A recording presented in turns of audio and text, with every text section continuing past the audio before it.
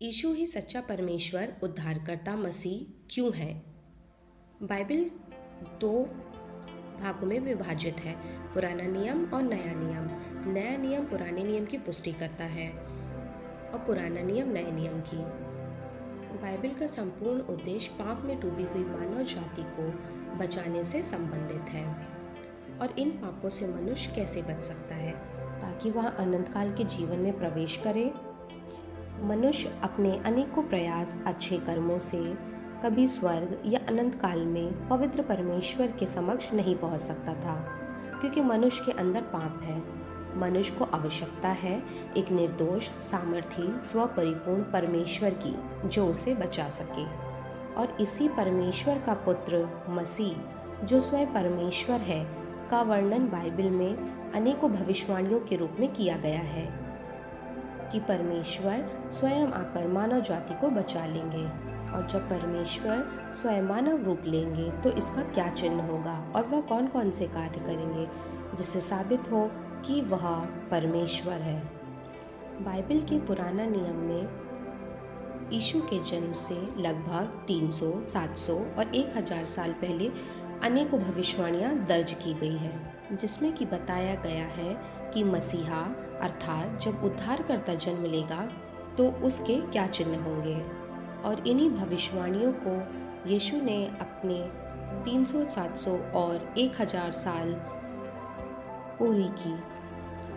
आखिर इस दावे को साबित करने की ही ज़रूरत ही क्या है कि यीशु ही मसीह परमेश्वर है। अनेकों भविष्यवाणियों का दिया जाना ही इस बात को पूर्ण करता है कि वह अपने दावे को पूरा करता है। संसार की शुरुआत से ही अनेकों लोग आए गए। उन्होंने अच्छा, बुरा, स्वर्ग, नरक, शांति, इन सभी विषयों में बताया। बहुतों ने दावा किया कि वह स्वयं परमेश्वर हैं या परमेश्वर या भगवान का अवतार या महापुरुष हैं। लेकिन यीशु मसीह ने न केवल अपने आप को परमेश्वर कहा बल्कि इसे साबित भी किया। आइए इन्हीं बातों को हम भविष्यवाणियों से जानेंगे कि किस प्रकार यीशु ने भविष्यवाणियों के 300, 700 और 1000 वर्ष बाद भी उन सभी बातों को प्रभु यीशु मसीह ने पूर्णता सिद्ध की, क्योंकि यीशु ही एकमात्र उद्धारकर्ता और मसीह है। आइए हम इनमें से ही कुछ भविष्यवाणियों पर नज़र डालते हैं। सबसे पहला, मसीहा दाऊद के वंश का होगा, अर्थात जो स्वयं राजकीय घराने का होगा, स्वयं राजा होगा। और यदि कोई अपने आप का राजा होने का दावा करता है तो उसे राजकीय घराने का होना आवश्यक है। उत्पत्ति 39:10, जहाँ पे इस प्रकार लिखा हुआ है, जब तक शीलो न आए तब तक ना तो यहूदा से राजदंड छूटेगा, ना उसके वंश से व्यवस्था देने वाला अलग होगा, और राज्य के लोग उसके अधीन हो जाएंगे। दूसरा शमूएल 7:12 में ही मसीहा के आगमन के विषय बताया गया है। भजन संहिता 132:11, यहोवा ने दाऊद से सच्ची शपथ खाई है और वह उससे ना मुकरेगा कि मैं तेरी गद्दी पर तेरे लिए एक निज पुत्र को बैठाऊंगा। यशाया 8:7, उसकी प्रभुता सर्वदा बढ़ती रहेगी और उसकी शांति का अंत न होगा, इसलिए वह उसको दाऊद की राजगद्दी पर इस समय से लेकर सर्वदा के लिए न्याय और धर्म के द्वारा स्थिर किए और संभाले रहेगा। यशाया 16:5, और उस पर दाऊद के तंबू में सच्चाई के साथ एक विराजमान होगा जो सोच विचार कर सच्चा न्याय करेगा और धर्म के काम पर तत्पर रहेगा।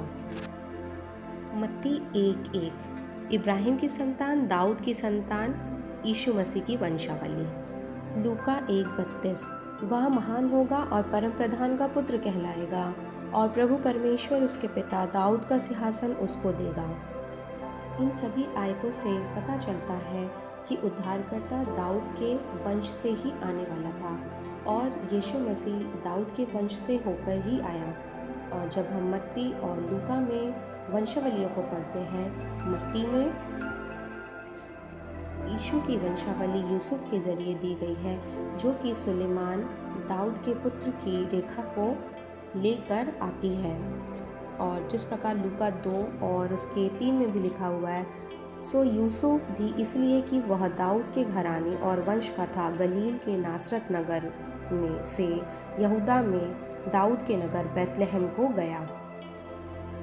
सुसमाचार में यीशु की वंशावली मरियम के द्वारा बताई गई है, जो कि दाऊद के ही एक पुत्र नातान की रेखा को पकड़कर बताई गई, अर्थात यूसुफ और मरियम दोनों ही दाऊद के वंश के थे, अर्थात राजकीय वंश के, जिससे यीशु मसीह का जन्म हुआ, जो कि स्वयं राजकीय वंश का था, क्योंकि यीशु मसीह ही खुदा है, उद्धार करता है और वह राजा है।